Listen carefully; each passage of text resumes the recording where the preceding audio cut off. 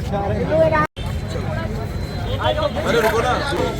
बिजली चोर युवा कांग्रेस, युवा कांग्रेस, वोट चोर, वोट चोर, वोट चोर।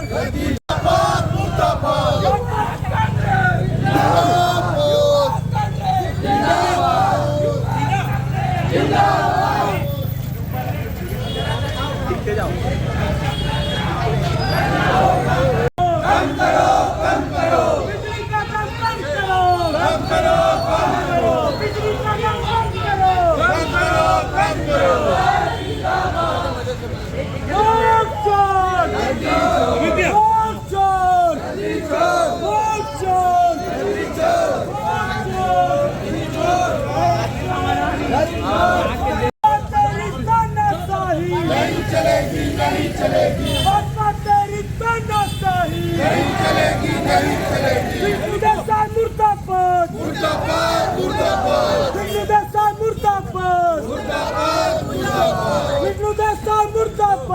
लगातार छत्तीसगढ़ में बिजली चोरी हो रही है।